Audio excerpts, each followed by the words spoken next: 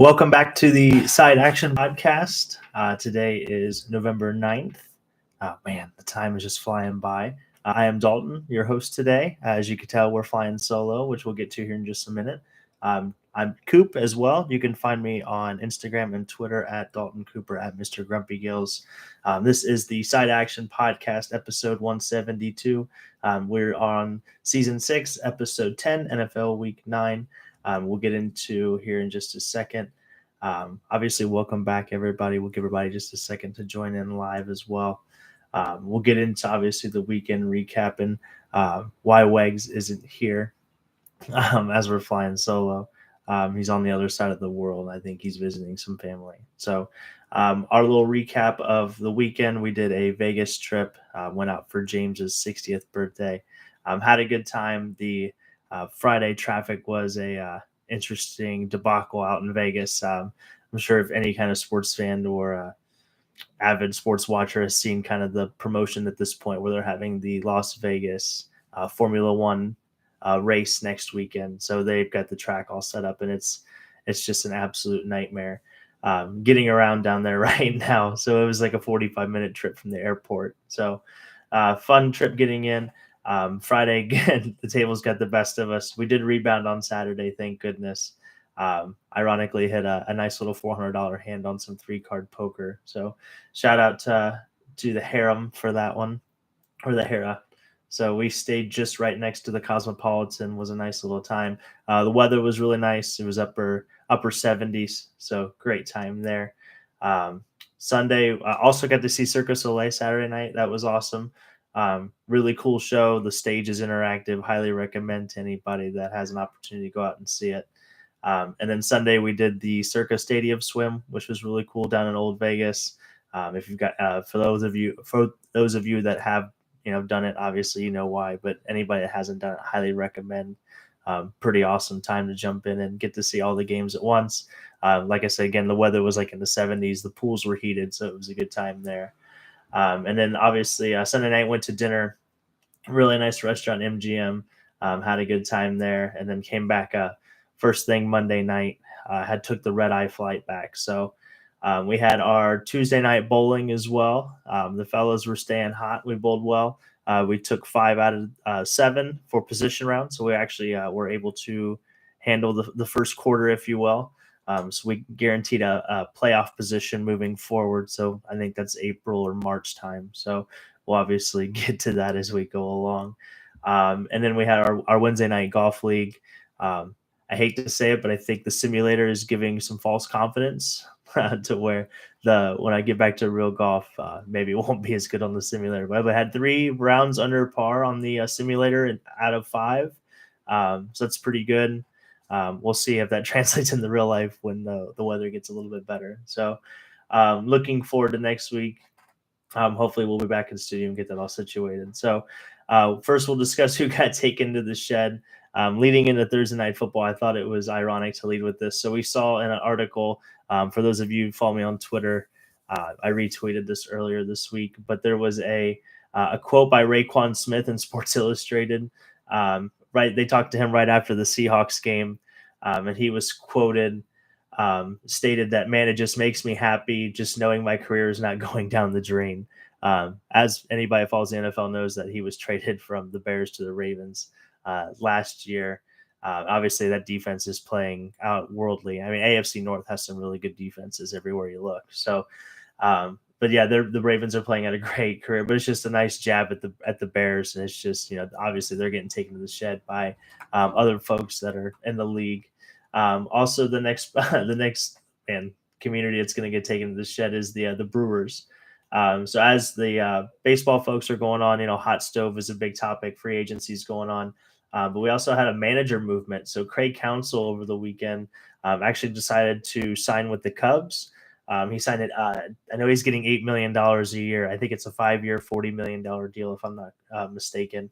But the Brewers owner came out today, actually, Mark Antonuso, I believe. And he's quoted, "I've reflected on this. Craig has lost us, and he's only lost us as a community as well." So the Brewers actually granted both the Mets and the Guardians permission to speak with counsel before his contract expired earlier this year. So it's not like this was some shot in the dark or something that was coming out of left field. Like the Brewers knew about this, and they're still going to act like this in the public light and kind of shame this person. And we'll get to more of Craig Counsell here in just a second. But we're also going to take the Memphis Grizzlies to the shed. So that right now they're 1-7 to start the season. Their only win this year is against Portland, who is kind of in a rebuild. Obviously, when they shipped out Damian Lillard, they kind of told everybody what they're going to do for the future. And obviously, John Morant is still suspended, and they traded for Marcus Smart in the offseason, and it's really not looking. Obviously, they got him more for defensive prowess, but they're allowing more points this year than they already did last year. So it's obviously not looking good for the Memphis Grizzlies. So that's kind of who's gotten taken to the shed this week. If anyone wants to throw one in the chat, welcome to do so. I'd love to discuss that as well. So we're going to transition into who is in Club Dub this week. So starting out, we're going to start with Joel Embiid. He's had a really nice week, actually. He scored 48 points on Monday versus the Wizards, and he only played 3 quarters. In that third quarter specifically, he was 10 for 10 on his field goals, and he was actually 9 for 9 from the free throw line as well. And he, like I said, he didn't play in the fourth quarter. And then last night, he actually had a 27-point, 10 rebound night in a victory against the Celtics. They are 6-1 to start the season. I think they're number 1 in the East in the standings as well. They just look better. He commented on kind of the camaraderie. The ball is moving a lot better, and they look more as a team, as a unit together as well. So, and Tyrese Maxey, shout out to him. We're going to make him kind of the +1 into Club Dub with Joel Embiid. He's playing extremely well. James Harden has finally gotten shipped out of town, and it seems to have really helped Maxey blossom into this offense. He's really making a huge difference.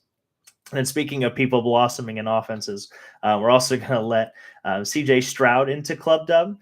So obviously they won against the Buccaneers, which we'll get into here more in just a second. But he had 5 touchdowns in that win.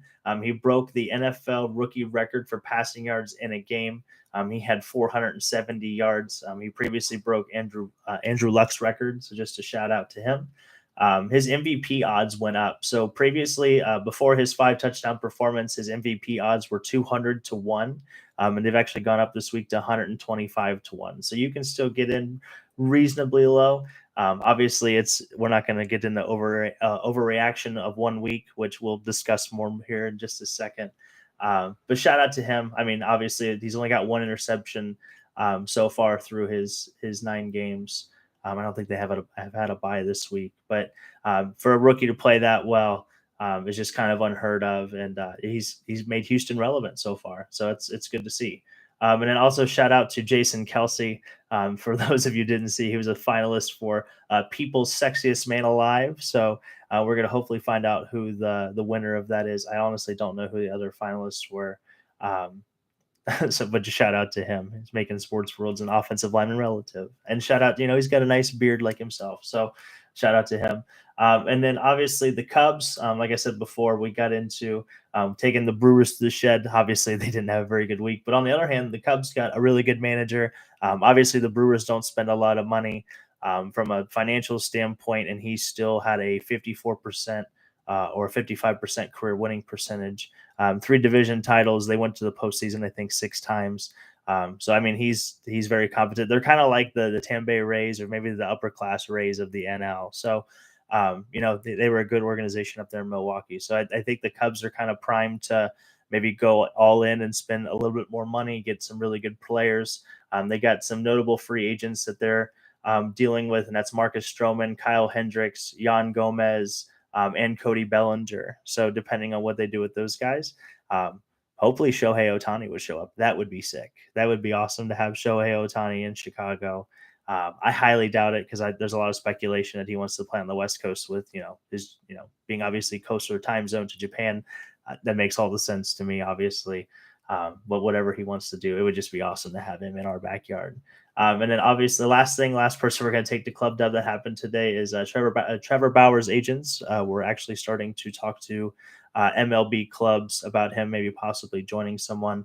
He's kind of been on a 2-year ban, if you will. Obviously his conduct off the field, he disposed all of that. So I'll let everybody go out and have your own opinion and read about it. But obviously he's having His agent's talking. He's a good pitcher when he's in the game, so he can make a difference in the game. Hopefully, we can continue to be that way, and he can have no off the field issues, and we can kind of go forward. But still, it's good to have him maybe hopefully back in the league. So now moving into transitioning into kind of the headline college games, and actually some of the big like hoopla of college football right now is obviously the Michigan Wolverines and dealing with the scandal of advanced scouting is what they're calling it, but basically cheating, as we all know, sign stealing and everything in between. Um, Obviously, the Big Ten, as we're recording this, hasn't came out with any ruling, and we haven't really heard much as like a suspension, as nothing has happened. So we'll see as we kind of go on. We'll see. Obviously, Michigan's got a good test this week. They're going to Penn State to play the Nittany Lions. They're actually one of our picks this week, which we'll get into here shortly. Miami is actually going to Florida State as well. We have Utah at Washington. We also have Tennessee at Missouri. Ole Miss is visiting Georgia. We have Duke traveling to North Carolina, and it's interesting because Duke obviously was ranked in the preseason. They're not ranked right now, and North Carolina is currently ranked 24th.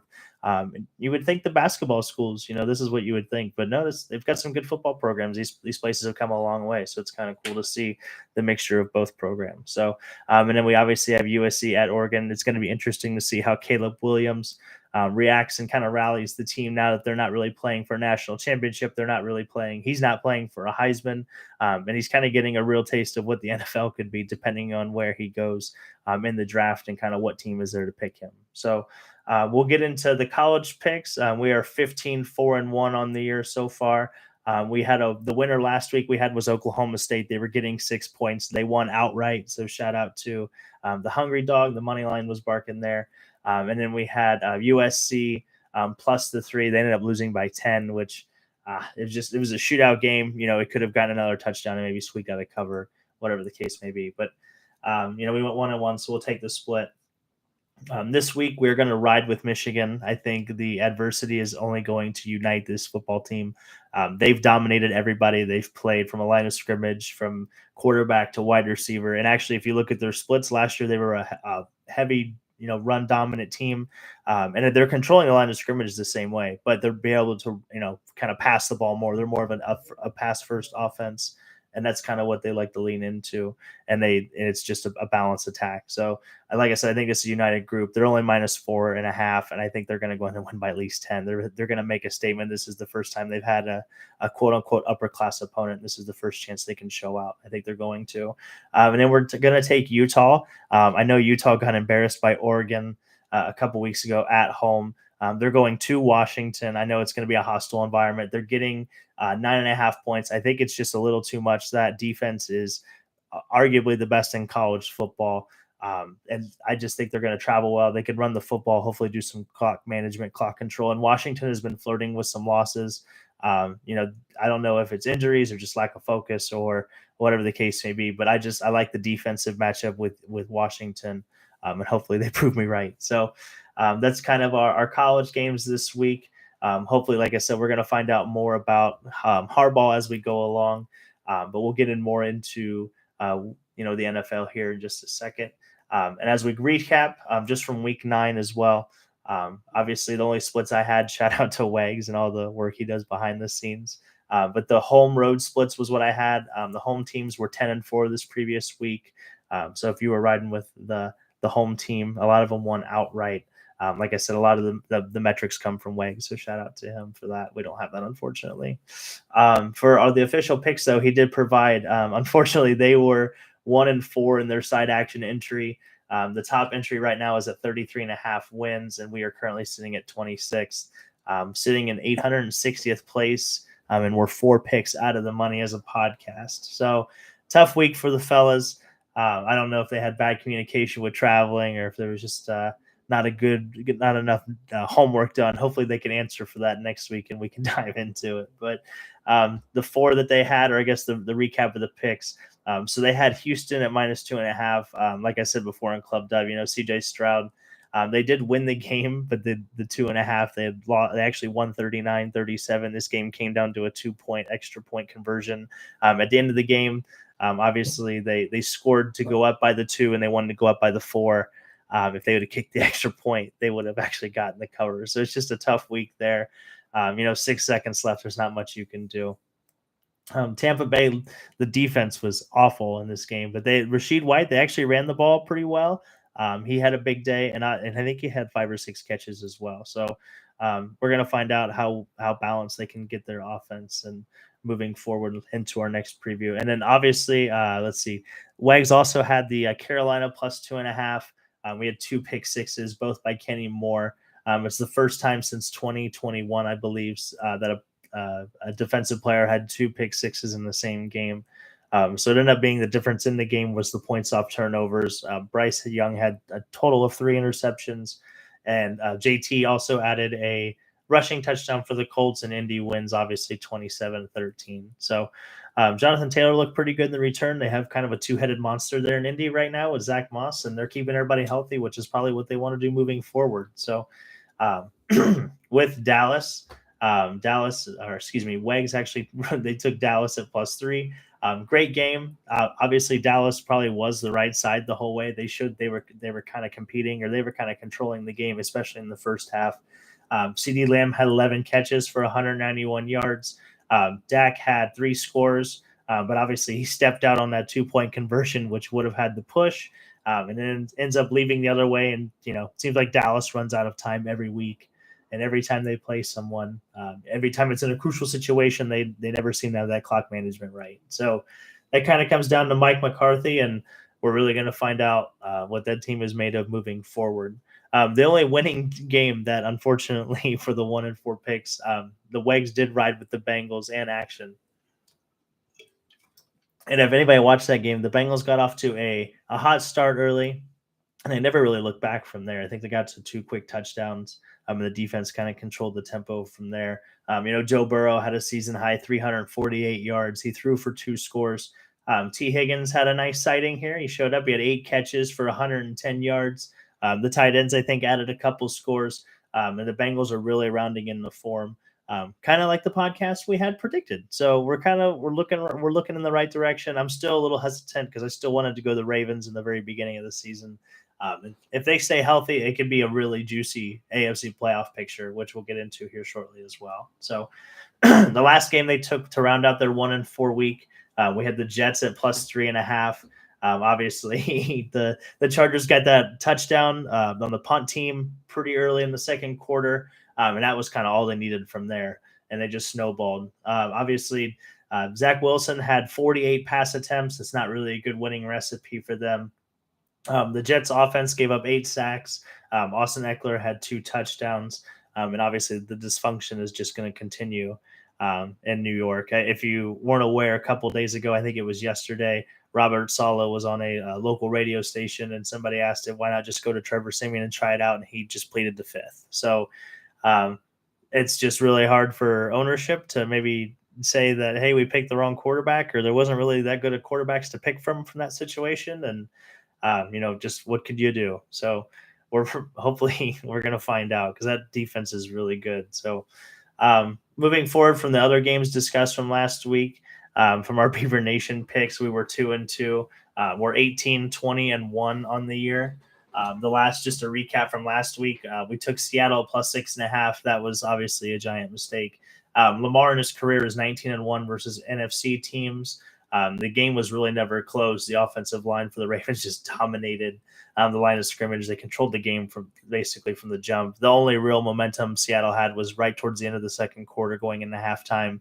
They got a fumble, and unfortunately they couldn't put the ball in the end zone. They got a couple field goals, and that was kind of the end of their story, and the game was never close from there. So Baltimore looks like the best team in the league right now. They're obviously setting the class. You can argue obviously Kansas City and some others, but they're setting themselves apart. They're playing Cleveland this weekend with another chance to set the statement as well. So we also took Atlanta. What can we say except for this is going to be forever the Josh Dobbs game? Josh Dobbs obviously was entered into the game for Jaron Hall. Jaron Hall was the official starter. Got knocked out in the first quarter with a concussion. And then Josh Dobbs had 2 touchdowns. He ran for a touchdown and threw for a touchdown, including the 6-yard game winner to Brandon Powell. He had a nice 2-point conversion as well to tie that game late, to set everything up as well. And just pretty incredible. Gets traded for in the middle of the week. Doesn't really know anybody's even name. Kind of go through the cadences on the sideline, and they're able to rally. And I don't know what that says about Atlanta. They're a lot of people pick that team to win the NFC South. Um, Obviously, the Saints are looking pretty decent right now. They're kind of in the driver's seat, but they don't have a quarterback, or they have a quarterback crisis, and they're going to Arizona this week, who's going to be starting some new folks as far as personnel. So we'll get into that more later as well. But we did take the Tampa Bay. Obviously, we're on the other side of Wegs on this one, and it kind of worked out in a backwards way. The hook gets us the win. So obviously, CJ Stroud, stole the show, that 2-point conversion. Tampa Bay, like I said, Rashid White had a good day. But we also had Philly at the -3. Jalen Hurts is one tough SOB. We can all agree. He's obviously banged up. He doesn't look healthy. He's been gimping from the beginning of the season. I don't know if it's something residual from previous seasons or what the case may be. I'm not a doctor. I'll never attempt to be. But obviously, the line of scrimmage was controlled by Philly. Really, from the second half on, the Cowboys were really in this game, really from the jump, but they actually imposed their will, it looked like, in the beginning, especially in the first 2 quarters of this game. And then Philly kind of took over in the second half. I don't know if that's coaching or just wearing an offense and defense down, but obviously they play later in the season. It'll probably be for the division title. I think Dallas is 2 games behind them now. So we'll see if Philly stubs their toe along the way. They kind of have a tougher game coming up. They have the Bills in a few weeks, so we'll get into that as well. So previewing Week 10, just some quick storylines before we get into the Sunday slate. For Thursday night, we have the Panthers at the Bears. Khalil Herbert could return. There were talks about him returning and designated off IR, but he's with an ankle injury. But he is doubtful for tonight. He is not going to play, from what I've seen. Justin Fields is also doubtful with a thumb injury. He dislocated his thumb a few weeks ago. There's really no point to rush him back to put him in a situation to really screw up his hand or his shoulder or whatever the case may be. So he's doubtful and not looking to play tonight against the Panthers. Kyler Murray is back. And that's activated off IR. He's going to play this week. James Conner should be back as well. So it's going to be pretty exciting to see kind of this Cardinals offense come together. We don't know. There were reports about Hollywood Brown. He's played pretty decent so far this season. Obviously, there's not a lot of talent to work with. Trey McBride's been a nice addition at tight end, and Zach Ertz has been hurt and kind of off and on. So we'll see what this Cardinals offense can really do with Kyler Murray back. There's going to be not a lot of tape, so they could be in a good situation to take advantage. So Nico Collins is questionable for the Texans against the Bengals. They have a pretty big game this week. He's questionable with a calf injury. Also, Damian Pierce is questionable with an ankle injury for the Texans. In that same game, Jamar Chase is questionable with the back. Today he was trending. I think he was at practice, so it looks like he's going to play. Justin Jefferson returned to practice as well in a limited fashion. For those of you who have him stashed on IR, kind of like myself, you've just been kind of waiting to see if he's actually going to come back. He's practicing in a limited fashion. He stated today that he's not going to get back on the field until he's 100%. So they might just slow play this and see if the tank job is really on, or see if Josh Dobbs can play pretty well. I'm sure they'll see what they can do moving forward. Also announced this week, they said that Will Levis is going to be the starter moving forward in Tennessee. Obviously, Tannehill is in the last year of his deal. He's going to be a free agent at the end of the year, and they're probably just going to move on from him. They're going to keep Malik Willis and ride with Will Levis. So the gun show lives on. Obviously, like I said before, James Conner is designated to return. David Montgomery is also returning for the Lions. They're coming off their bye week. They're traveling to the Chargers, which we'll get into. And then Daniel Jones and Darren Waller were both moved to IR. It's looking like they both not going to play again this season. Daniel Jones definitely. Darren Waller is a little more optimistic in returning this season. So it looks like Tommy DeVito is going to be running the show in New York from this point moving forward. So we'll see how that goes.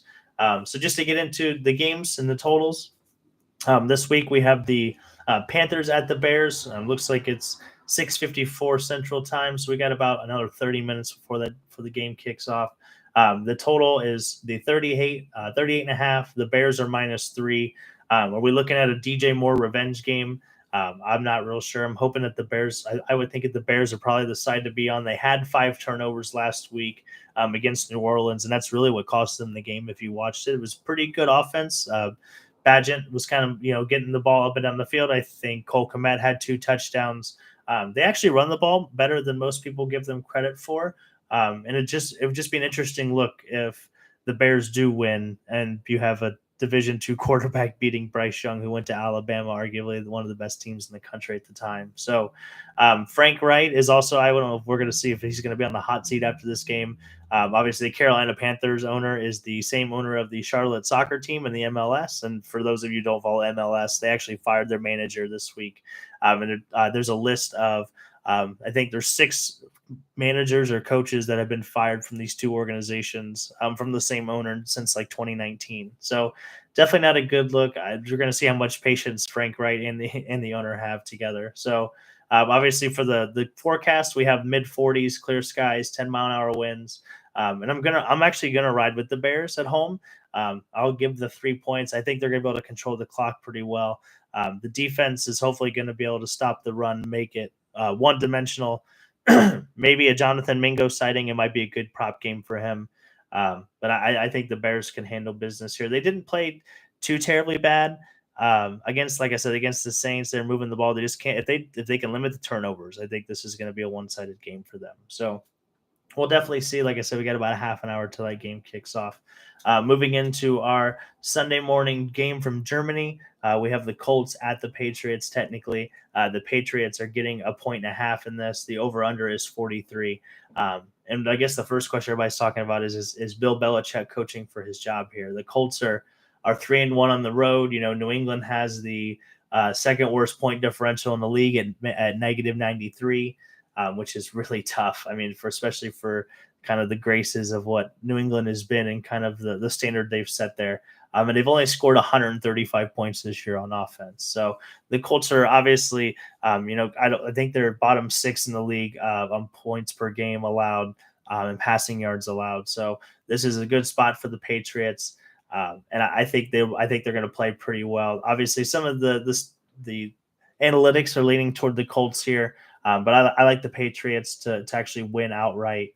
I think, like I said, Bill is going to figure out at least how to stop Gardner Minshew, at least stop the run game to make Gardner Minshew beat him and make this into a one-dimensional offense. And usually in the past, if Bill can make you a one-dimensional offense, he usually beats you. So like I said, I like the Patriots. There is some weather in this game. It's going to be in the mid 40s. There's going to be some rain involved as well. So it might turn into a nasty game and maybe it turns into an under. So that's kind of the way I'd be leaning the Patriots in the under. So maybe Gardner Minshew 10, 17 points, somewhere in there. I can't see him torching this offense. So we'll see.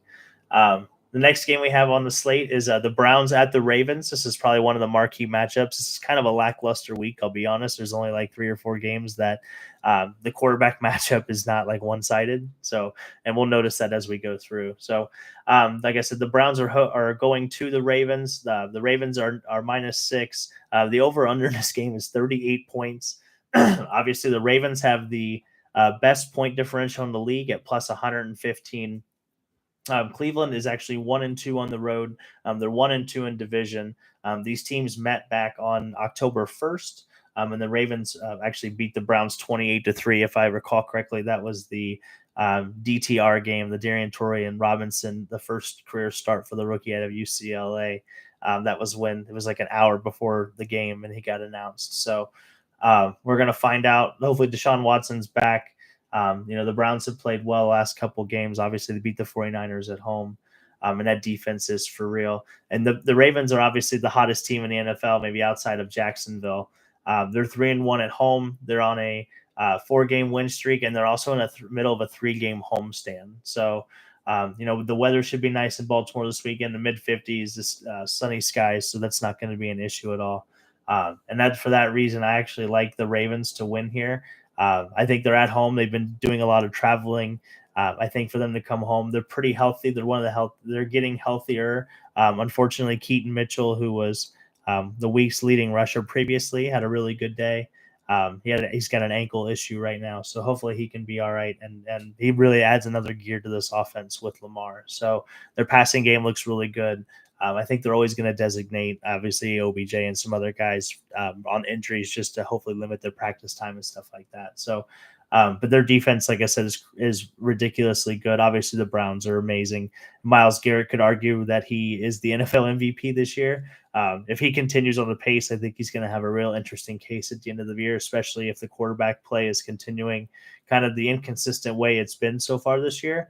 The one consistent player has been Myles Garrett. So we'll definitely see moving forward he can get some MVP consideration. So for that reason, we're going to ride with the Ravens. They're -6. I could see them winning this game by 10, maybe getting a defensive score. I think them playing at home matters. And I think, like I said, I think it's a good spot for them. They're in a position to get the 1 seed, and I think that's very important to them. So moving on to the next game, we have the Texans at the Bengals. The Bengals are -6.5. The over/under is 47.5. Obviously, like I said before, outside of Baltimore and Jacksonville, Cincinnati is one of the hottest teams in the league as well. The wagon's really rolling in Cincinnati. Joe Burrow is getting healthier by the day. They've had 4 straight wins. They've by an average of 9.5 points. Houston's obviously been a nice surprise. They are 1-3 on the road this season. Houston's inability to run the ball, I think, will ultimately lead to their downfall. I think CJ Stroud has been, like I said before, in the club dub. He's only had 1 interception this year. I think he's going to get his 2nd interception this week. I think the Bengals defense is going to be able to pin their ears back and really get after him in the second half. And that's going to be the difference in the game. Like I said, I think the Bengals are on a march to the top of the AFC North, and they obviously are really behind the 8 ball, and they can't afford to drop this game. So this is a good trap situation. Obviously, Jamar Chase's health is in question, but today he was leaning toward like he's going to play Sunday. So obviously, if he plays, that offense is going to be really scary. So moving forward we would take the just for the game picks there. We're actually going to ride with the Bengals as well. I like the favorite. I know shocking Wegs is going to hear this. He's like, oh, you took all the favorites again. No, we're riding with the Bengals at -6.5. I think Joe Burrow, like I said, is healthy. He looks like the best quarterback in the league. Obviously, I know Patrick Mahomes is a Patrick Mahomes, but Joe Burrow he's moving around well. He's creating outside the pocket, and he can process at another level. So we're gonna ride with the Bengals. I can see them winning by 10 or 13. Really overwhelming, like I said, Houston's offense in the second half, and just an avalanche downhill. So moving into the next game, we have the 49ers at the Jaguars. The Jaguars are getting 3 points. The over/under in this total is 45. And this, we really have a matchup of the hottest and coldest teams in the NFL also. Obviously, the Jaguars have won 5 in a row. They stayed over in London for a couple weeks. Came back. They made the Bills look inadequate, which we've seen the Bills kind of do before. But Jacksonville really made a statement, and they kept that momentum. They came home and won, and they really haven't looked back since. So, and on the other hand, we have the 49ers, who have lost 3 straight. They're now tied with Seattle for the division lead. They're really looking to hopefully get back on track. They've had some injuries. They ran into Deebo Samuel is trending to play in this game as well. But with Trent Williams, it's still kind of a question mark. I think he's dealing with a lower leg injury, if I'm not mistaken. But it was kind of looking like he's not going to play. The Jags are 2-2 at home, and they are 4-0 on the road. They've won the last 5, like I said, the 5 straight by a combined 11, or they've won it by 11 points per game. So we're definitely, like I said, that's a pretty stout offense as well. Zay Jones was looking like it's not going to play, which opens the door more for Evan Ingram to get involved. And we're definitely going to see if Brock Purdy is fraudulent, and if this 49ers offense can run the ball. And I believe that they will be able to run the ball in this Jaguars defense. So with that reason, I'm going to go ahead and take the 49ers. I'm going to give the 3 points. I know Trevor Lawrence is a much better quarterback, and I'm kind of going against the trend here. And Wegs which we'll get into his picks here just a minute. He's got him down the road, but I believe this is, like I said, this is the get right game for the 49ers. Like I said before, the Jags are 2-2 at home. I think they got to lose at some point. They can't win all of these games. So the 49ers will get on track. And I think this is where, like I said, they're going to impose their will a little bit. Debo's going to be back. They're going to get him involved. He's going to hopefully make a play. I don't think it's going to be a very high scoring game. I could see this as like a 2017 game. I definitely would take the under, but like maybe a 2014 game. But I would see the 49ers maybe making a touchdown and forcing the red zone inefficiency for the Jaguars. I think that's going to be the difference. So moving on to the next game, we have the Saints at the Vikings. The Vikings are getting 2.5 points. The over under in this game is 41. Obviously, the Josh Dobbs experience is coming home to Minnesota. He's going to play in his first home start. We're going to definitely see how that goes. He should be a lot better, obviously, after this week of practice and hopefully getting to know everybody's names. Minnesota has a plus 16-point differential this year. They're actually um, they are 1-3 at home.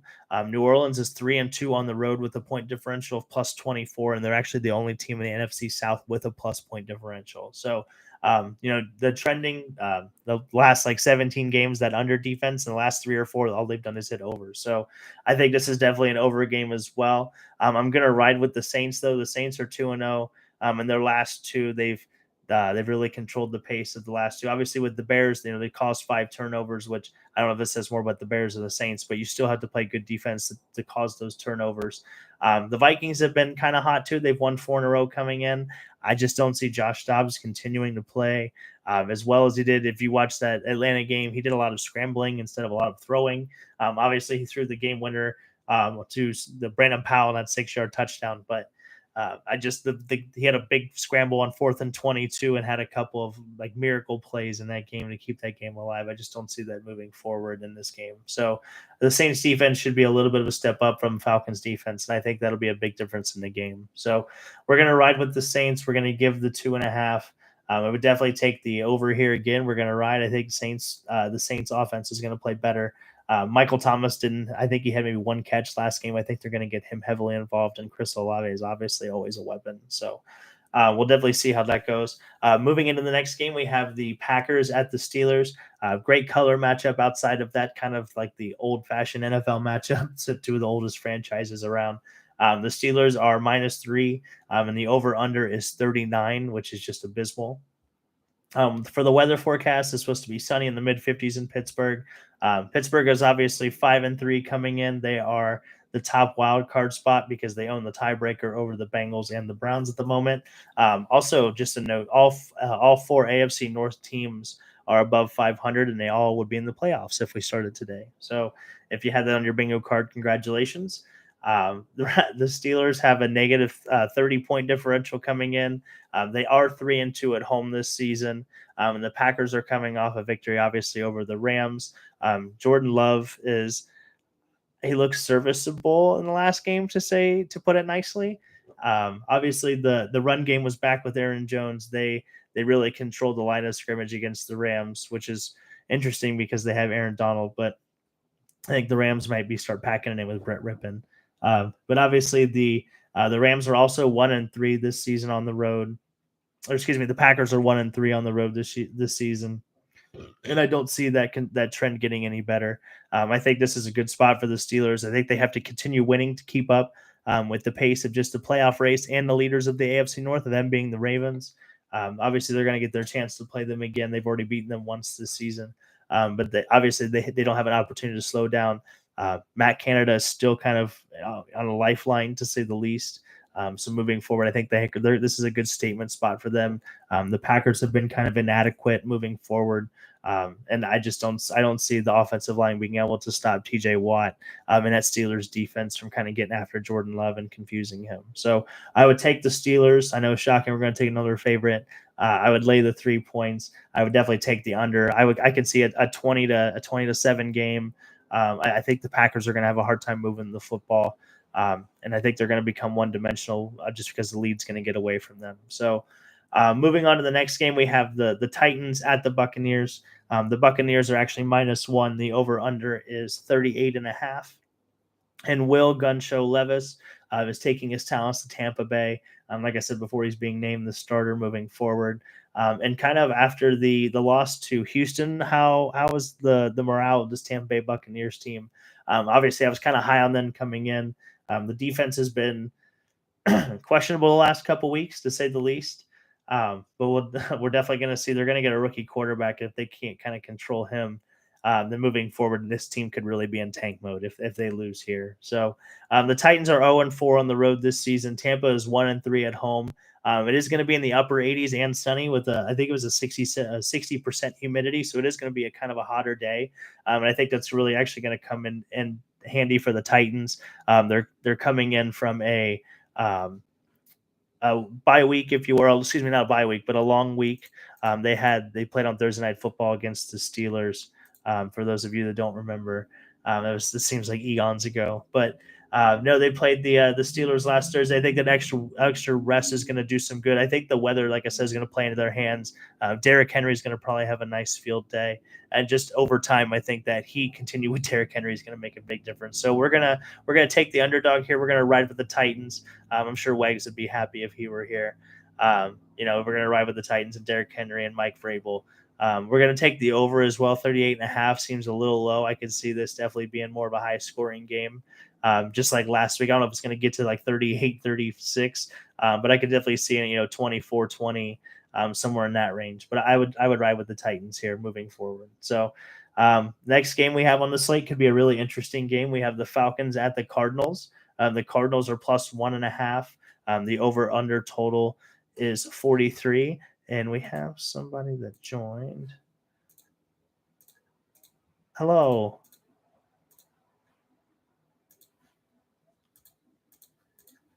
Sorry about that. Yeah, we have the Cardinals and the Falcons.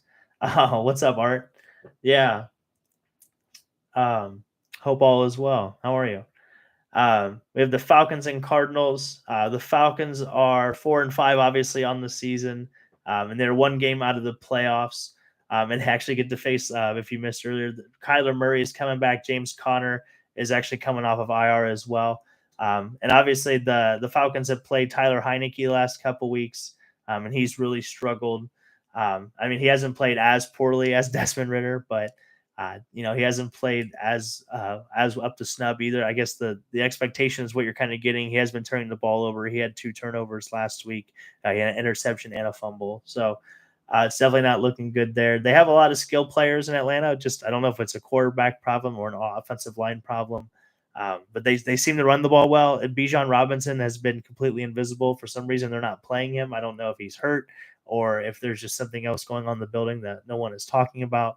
But they drafted him in the top 10 for him not to play. So it's definitely been interesting dynamic. And I'd be curious to learn more about that as well. So for that reason, I think I think the morale in Atlanta is kind of down right now. We're going to ride with the Cardinals. I think the Cardinals are motivated to not finish dead last in the NFL. I think, Kyler Murray is going to come back and still show that he can play. James Conner has obviously been a big part of this offense. When they run the ball well, they can compete with anybody. They showed that week 2 when they beat the Cowboys at home. And obviously the first half of the season, the first 3 or 4 games, they were doing that really well, running the ball and controlling the line of scrimmage. So I think Kyler adding that RPO option or that run pass option kind of functionality of their offense is going to work a lot for them. And just obviously not a lot of tape, and no one really knows a lot about Kyler Murray right now. It's kind of a illusion, if you will. So, but he throws one of the best balls in all of football, one of the prettiest balls, if not the prettiest ball. So I'm going to ride with the Cardinals. I'm going to go with the underdog again here. They're getting 1.5 at home. I would take the over. I would take the over 43. The Falcons last week kind of got shredded by Josh Dobbs. The mobile quarterback aspect. He had like 50 or 60 yards rushing on 9 carries. So I think that's obviously with Kyler Murray. He's just as mobile, if not more mobile than Josh Dobbs. And I think that's going to pose a lot of problems for the Falcons defense. So moving into the next game, we have the Lions at the Chargers. The Chargers are +3 here. The over under is 48.5. Obviously the Chargers are coming off the Monday night win at the Jets, and the Lions are coming off a bye. This is a really tough game for me. I have to try to do as much research on this as possible. I still just keep coming back to can the Lions offensive line block the Chargers defensive line? I think that's going to be the excuse me. I think it's going to be the biggest difference in the game. Obviously, the skill players on both sides of the ball, are plentiful. Now, Quentin Johnson looked pretty decent. On Monday night, they finally got him involved a little bit. Austin Eckler had 2 touchdowns. They have Keenan Allen as well. And then obviously the Lions have Amon Ra. So it's going to be interesting. I think the over is definitely the play here. Now the 3 points, I think Vegas knows what they're doing here. I hate that number. For that reason, I would take the underdog. I would roll with the Chargers just to get the 3 points. I could justify picking the Lions and giving the 3 points just as easily here, but I feel much better about the over. Both these defenses have shown when they play competent offenses that they struggle to cover simple concepts and just bad situations. I mean, the Chargers like the worst third down defense of any distance of 10 or more yards in the last 2 years. So if you're in 3rd and 15 and you're playing the Chargers, you're actually right where you want to be. So I could definitely see the over here. Like I said, a lot of high scoring, maybe even 5 or 6. Kind of play drives and just up and down the field all day long. Kind of similar to when the Lions and Seahawks play. They always seem to have the over game. So I could definitely see that kind of here as well. So we'll ride with that. Now moving into the game of the weekend, or America's game of the weekend, if you will. This game is the 4:30 game on Fox, so feel free to take a nap in that window. We have the Giants at the Cowboys. The Giants are getting 16 and a half. I think this is up to like 18 points now, or 17 points. The over under is 38 and a half. So it's basically boiling down to, do we think the Giants are going to score at all? Tommy DeVito is obviously going to start. He's been the starter the last couple weeks. If he is for some reason knocked out of the game, Matt Barkley is waiting in the wings. So the pride of USC, for those, I think he was a backup in Buffalo for a little bit. But yeah, he's actually on the backup for the Giants now. So just to give you an idea where they're at with that. The Giants have the worst point differential in the league. They're minus 116. And obviously, I think this team might be in full tank mode. They just had Brian Daboll. He led them to the playoffs last year. And I don't think the GM is in a bad situation either. So I really think this team might be in full tank mode to replace Daniel Jones. Excuse me. They're not in a position to move forward with Daniel Jones. Obviously, his talent has been full case plenty. It's been 5 years.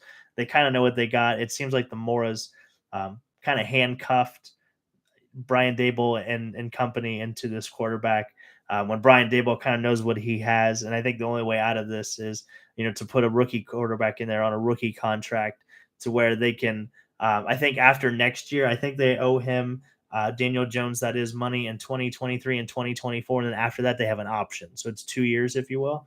So, if they have that rookie quarterback to where maybe they can cut him and just have that dead money or whatever the case may be, he's probably not going to be a backup if keep him that much money and pay him as a backup, but that's neither here nor there. But I think this could really be a tank mode for the Giants. It seems like it's on.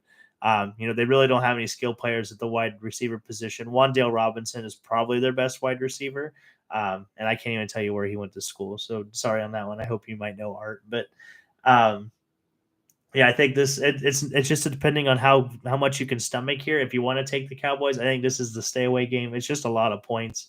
Obviously, we've seen what the Cowboys do to bad teams. They beat this team 40-0 the first week of the season.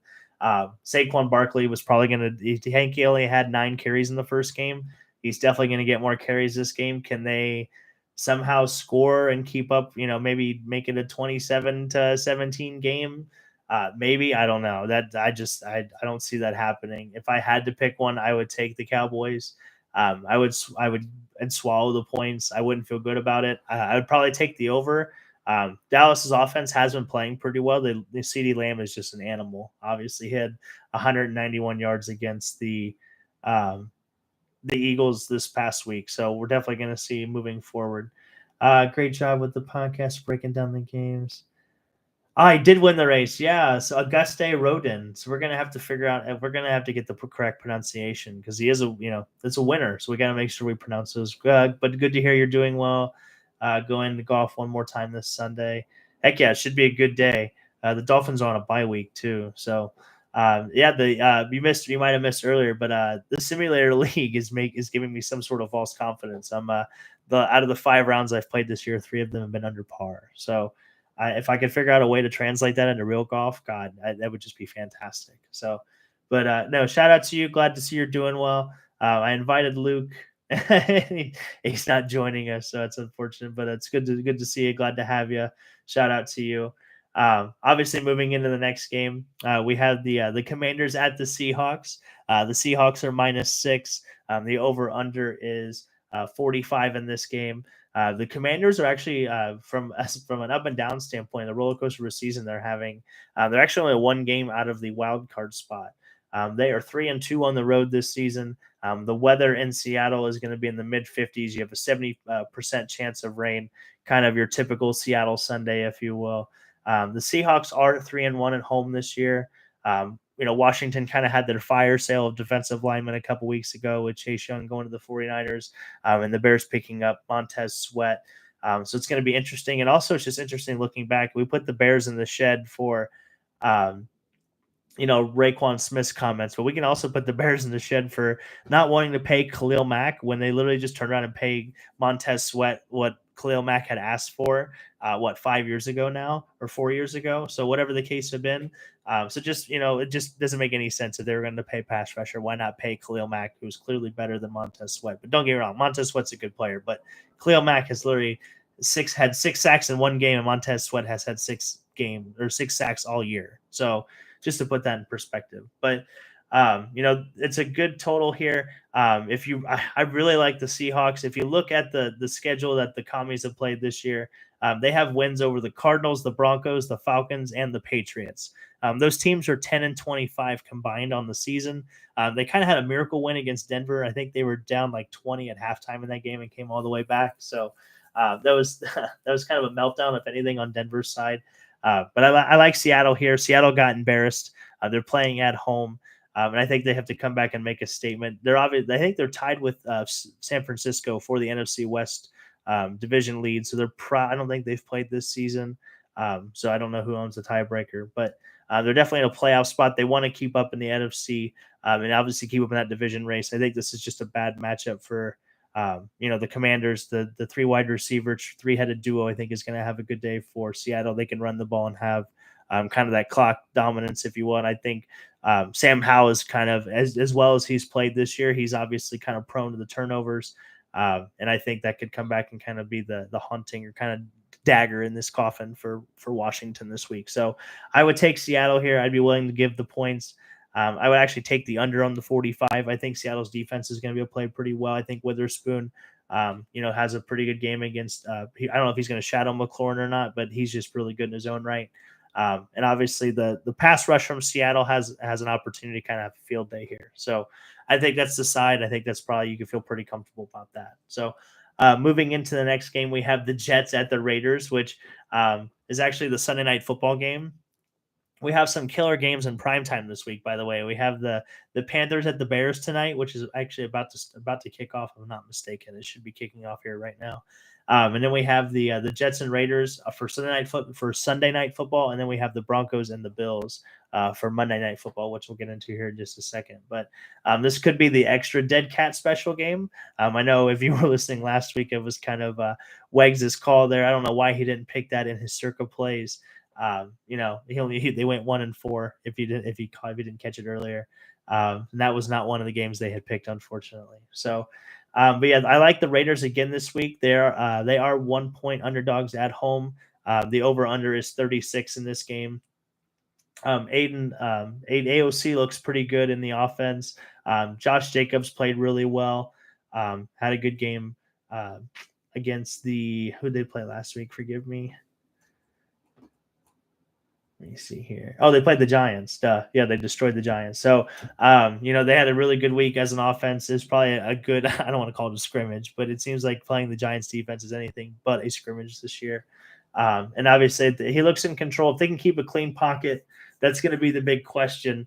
But the Raiders really do have kind of everything you need to be a good team. I mean, they have an elite pass rusher.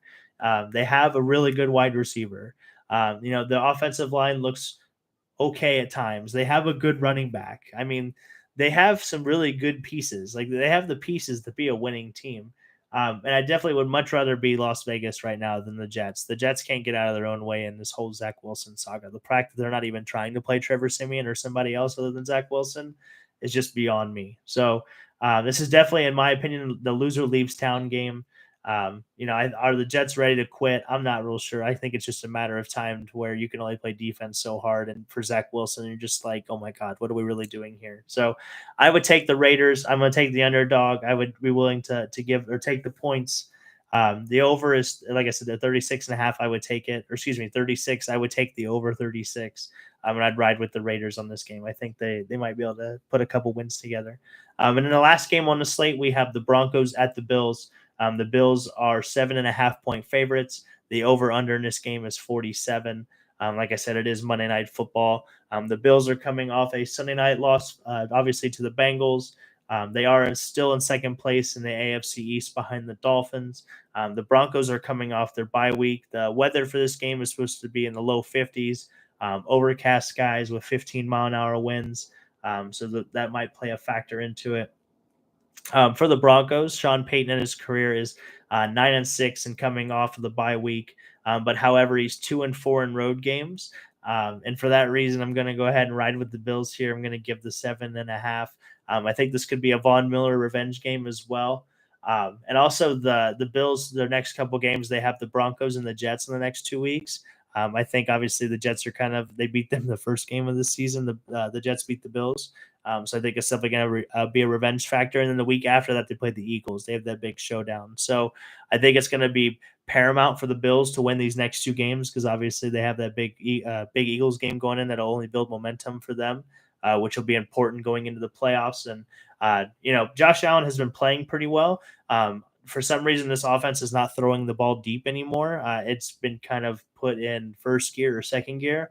They're not really letting him throw the ball deep. I don't know if they want to kind of pad his completion percentage or whatever the case may be. But he has thrown an interception in uh, five games, or excuse me, he's thrown an interception in 5 straight games. And they definitely need this game bad. They're 5-4 right now. They're still a game behind Miami, even though they beaten Miami earlier this year. And Miami, I think, has a little bit of an easier schedule moving forward. So, like I said, I think it's paramount to start for Buffalo to build that momentum now moving forward. So that's kind of the slate for this week. Like I said, there's kind of in the very beginning, there's not a lot of good games this week. There's only like 3 or 4 games where you could say that the quarterback matchup is maybe in the same zip code. I think there was like 4 or 5 backup quarterbacks that I even counted too, just because Josh Dobbs is technically a third string quarterback. So going into the picks this week, so Wegs actually, even though he's not here, God bless him, he blessed us with his top 5. He's going to go ahead and take Cleveland +6 against Baltimore. He's going to ride with Atlanta versus Arizona. He's going to take Atlanta minus the 1.5. He's going to ride with Seattle at -6. And he's also taking Minnesota +3 and San Fran -3 at Jacksonville. So we'll definitely see. I think we have a pick here matching. We do. So for the Beaver Nation, my 4 picks this week, and obviously my lines come out tomorrow, so these are subject to change. But I am going to ride with the Raiders. I'm getting the point there. I'm going to go ahead and take Seattle minus the 6. So we do agree on the Seahawks, hopefully coming back from there, kind of getting their doors blown off. I'm going to ride with the Titans. I'm going to ride with Will Levis. Like I said, I think it's going to be a big day for Derrick Henry. I think they're going to ground and pound the Buccaneers to death. And then I'm going to ride with the Saints as well. They've been hot. Like I said, 2-0. They're scoring a little bit more. The offense, I think, has scored 30 points. Or no, excuse me, they've scored 27.5, or they're averaging 27.5 their last 2 games. So pretty good there. And obviously the defense has shown they can play well. And I think that 2.5 is just not enough. So I'm going to ride with them, and hopefully that works out well. Coming up, just to, I guess, preview the weekend ahead as we wrap up. Hopefully, Wegs should be back next week. The Blackhawks, I have a home game on Thursday, and they're actually playing the Lightning, so I'll be going to that hockey game on Thursday. So we'll have to figure out, hopefully, the schedule of the pod. I'll have to coordinate with him to see when he comes back. I think he comes back on Tuesday, so I'm not mistaken. You might know more of when he comes back, Art, if you've talked to him recently. So also moving forward, just a quick reminder too, Saturday is Veterans Day. So thank a veteran, thank somebody, thank those who have served, anybody you see or know, just thank them for their service. It's just those one day makes anybody, change somebody's day, make them feel special. So say something nice to somebody. So obviously Sunday we have our football. We have a 9:30 game. I'm still trying to figure out locations since Wags isn't here. We could definitely throw a group together. That'd be pretty sick. We have indoor on Hamlin on Saturday. And Sunday, I mean, Art, you might have talked me into going golfing on Sunday. So, and Luke has been talking about wanting to go. He said his knee is feeling better. So maybe we'll get him on the golf course. And like I said, the Dolphins are on a bye week. So it might be a good week to go. It's supposed to be in the 50s. So it's supposed to be pretty sunny. So we'll definitely see. But yeah, well, are you doing any salsa dancing this weekend? That's what we want to know. Is that's got to be? Let's coordinate. Yeah, let's do it. Not me. I have to do the that'd be a good touchdown dance for you. That'll be awesome. We'll have to do that next year when you're hitting home runs. You have to salsa dance around the bases. That would be fun. Oh man, but no, awesome.